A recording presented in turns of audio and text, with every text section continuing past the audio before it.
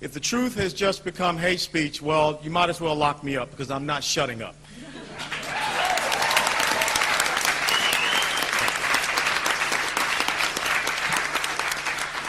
One of the key conservative principles is national security. And the fact that we are here and we're now talking about this issue, this is one of the things that the American people look to conservative, principled leadership to do, which is to protect them.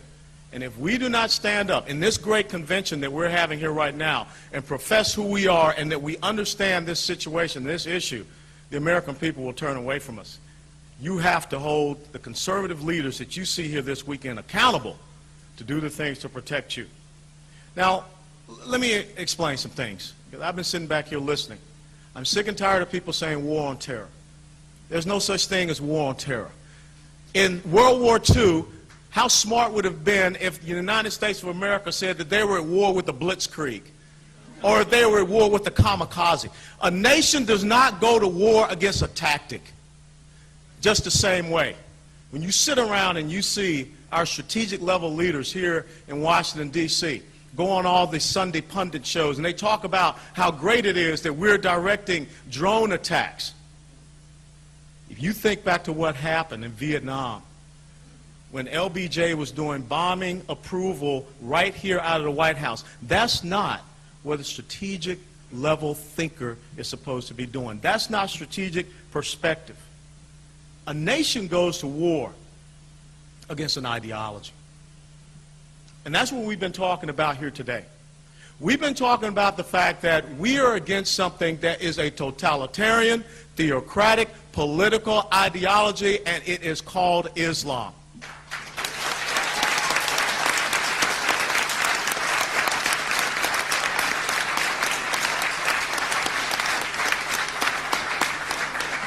This is not about Muslims.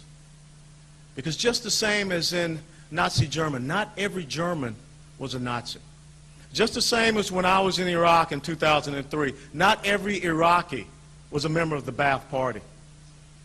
What I am talking about here is an ideology that has existed since 622 AD, since the 7th century. It got started with a thing called the Nakla Raid, which was after Muhammad made his hijrah, leaving Mecca, going out to Medina. It has been violent ever since. It has confronted Western civilization, and this is just another chapter in the long book that they are writing to conquer each and every one of us. And now is our time. Just as our forefathers had to stand and turn these enemies back, we must now stand and turn these enemies back in today.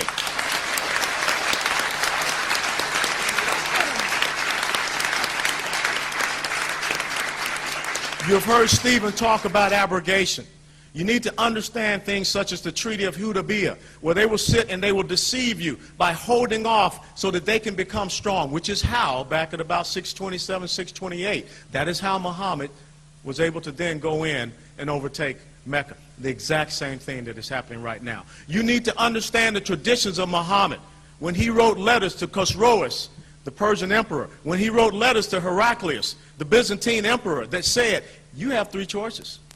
You convert, you subjugate, or we're coming to get you. Well, guess what?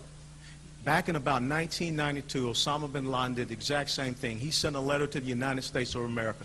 Later on, in about 2005 or 2006, Mahmoud Ahmadinejad did the exact same thing. He sent a letter to the American people and to President Bush. We are already in a declared war, and if we do not have the type of leadership that can understand that can study this enemy, this adversary, we're on the road to perdition right now in this great country. We need to understand, as everyone here has sat and told you, stood and told you, Sharia law is incompatible with who we are in Western civilization, and definitely who we stand for in the United States of America. It is not about freedom. It is not about liberty. It is not about protecting human rights or women's rights. It is about what Islam says. The word means submission. And I don't know about you all here. I'm not living as a dhimmi. I'm not living and subject to any other type of ideology except for that which is written in the Constitution of these great United States of America.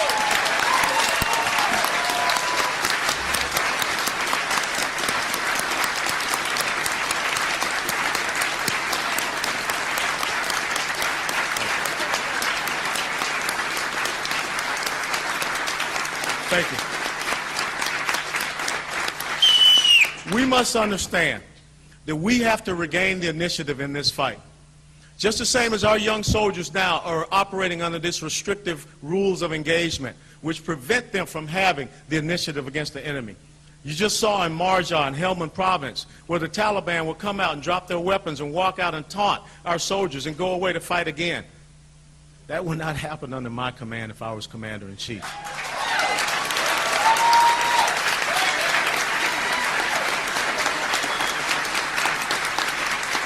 And just the same, we need to develop the right type of strategic level rule of engagement, because our constitutional rights should not be afforded to illegal enemy combatants as stated in the Geneva Convention.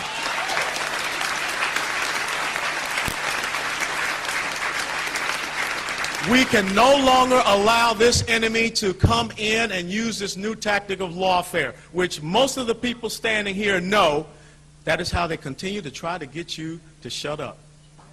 We should be going after them, not allowing them to use our legal system, and I'll be damned any lawyer that will stand up and prosecute a United States citizen to take away their freedom of speech. They are not my brother, they are not my sister. They need to pack up and leave this country.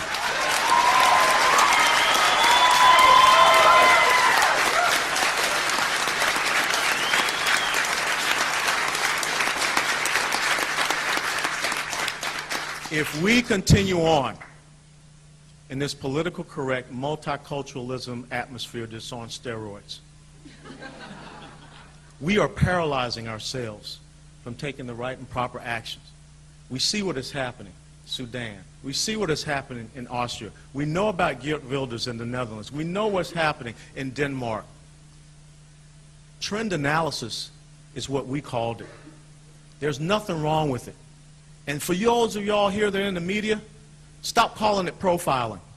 It's about identifying the enemy and what they're doing and going after them. When I was a commander in Iraq, I knew that young men on dirt bikes were coming out of the groves to lay out IEDs and attack us. I was not going to chase women in burqas in the middle of the night in their houses. It's trend analysis. Stop being politically correct. Stop allowing them to come into our country.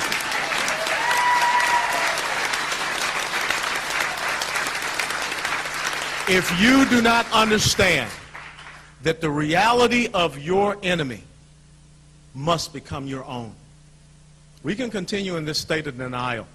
When I read the Fort Hood attack based upon what Major Hassan did, I was absolutely appalled. When I stood there and watched the Sunday show, when General Casey, Chief of Staff of the Army, said he was more so concerned about diversity being a casualty than the loss of the 13 soldiers at Fort Hood, Texas, we have problems in the leadership in these United States of America.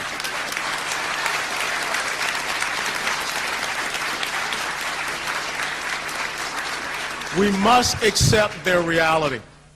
And the way ahead is so simple. You've got to get the right type of leadership in this country, because that's what it's about. We've got to get the right type of leadership across Europe. We've got to get the right type of leadership that will not be afraid. Members of the media, stop attacking Jews and Christians. Stop being afraid of this enemy. Show the same type of vehemence that you want against your fellow Americans against them. Because let me tell you something, 30 to 40 years from now, if they're successful and they have control of this country, there will be no free media. There will be no free speech. There will be no freedom of expression. And guess what? You will have been complicit in this because you are too much of a coward to take a stand.